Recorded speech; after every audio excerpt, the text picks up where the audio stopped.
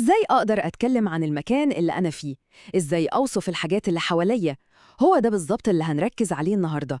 هدفنا نطلع من هنا بنعرف نتكلم عن الأماكن دي بثقة.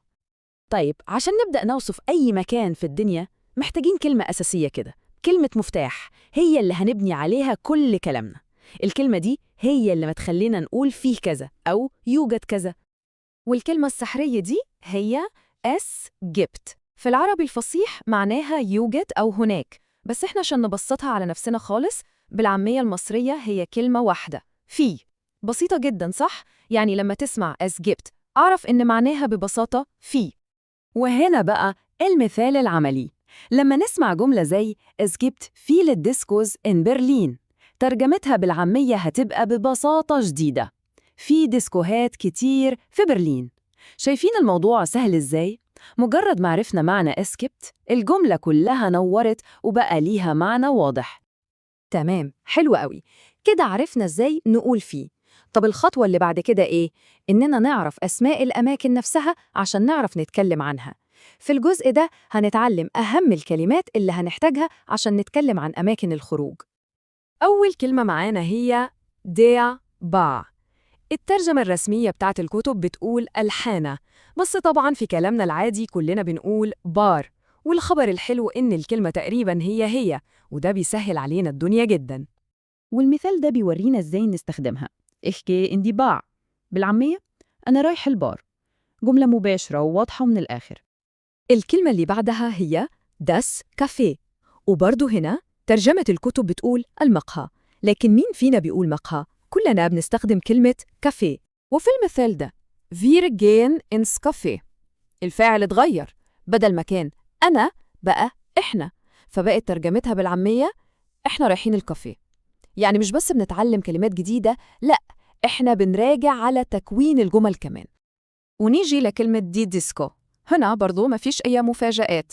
الترجمة الرسمية ممكن تكون مرقص، لكن في العامية بنقول ديسكو زي الألمان ما بيقولوا بالظبط. الجملة دي أطول سيكا وفيها تفاصيل زيادة. Wir gehen heute Abend in die Disco.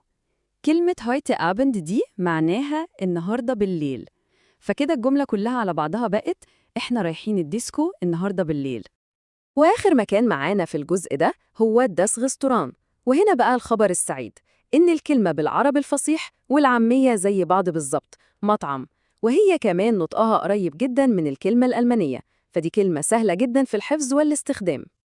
والمثال ده بيربط كل حاجة اتعلمناها ببعض. Ich gehe heute Abend ins Restaurant، يعني أنا رايح المطعم النهاردة بالليل. شفنا إزاي نقدر ببساطة نشيل مكان ونحط مكان تاني في نفس تركيبة الجملة. دلوقتي وبعد ما بقى معانا الكلمات الأساسية، يلا بينا نشوف إزاي نركبها مع بعضها عشان نعمل خطة خروج كاملة. الموضوع مش مجرد حفظ كلمات وخلاص، لأ، الأهم إننا نعرف نستخدمها صح. الحكاية كلها عاملة زي وصفة بسيطة من 3 خطوات. أول حاجة بنبدأ بالفاعل والفعل، يعني مين اللي رايح وفعل يذهب زي ich gehe أو wir gehen. تاني خطوة بنضيف الزمن إمتى زي heute Abend. وآخر خطوة بنحط المكان اللي رايحينه. بالترتيب ده نقدر نكون عشرات الجمل بكل سهولة. طيب الحياة طبعاً مش كلها خروج وفسح، ساعات بنحتاج نتكلم عن حاجات جد شوية زي الشغل مثلاً. تعالوا نشوف إزاي اللغة بتساعدنا في المواضيع دي كمان. الكلمة الأساسية هنا هي der Job، معناها وظيفة. كلمة سهلة ومستخدمة في لغات كثير، فمش هتتعبنا خالص. فاكرين الجملة اللي بدأنا بيها خالص؟ Es gibt viele Diskos in Berlin. خلينا نرجع لها تاني، بس المرة دي نركز على كلمة viele. الكلمة دي معناها كتير، ونقدر نستخدمها عشان نوصف أي حاجة موجودة بوفرة. ودلوقتي بصوا على الجملة دي. Es gibt wenige Jobs. هنا استخدمنا كلمة wenige، ودي بقى عكس viele تماماً، معناها قليلة. يعني شوفوا، في جملتين 2 بس قدرنا نوصف حالتين عكس بعض تماماً، ديسكوهات كتير وشغل قليل. دي قوة الكلمات. ممتاز، كده وصلنا لآخر جزء معانا. دلوقتي هنلخص أهم النقط اللي اتكلمنا فيها النهاردة عشان المعلومة تثبت في دماغنا ونبقى جاهزين نستخدمها في كلامنا على طول. إذن الخلاصة في 4 نقط بسيطة عشان نوصف أي مكان منقول es gibt اللي هي فيه. عشان نعمل خطة خروج بنستخدم تركيبة wir gehen in أو إحنا رايحين. أهم الكلمات اللي أخذناها كانت أماكن الخروج وكلمة job.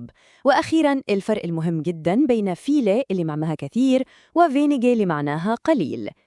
ودلوقتي جاء وقت تطبيق. باستخدام أهم كلمة اتعلمناها النهاردة es gibt، كل واحد فينا ممكن يفكر إيه اللي موجود في مدينته. ممكن نقول es gibt viele Cafés أو es gibt wenige Parks. جربوا تطبقوها لأن دي أحسن طريقة عشان اللغة تثبت. شكراً لمتابعتكم وإلى اللقاء في تحليل جديد.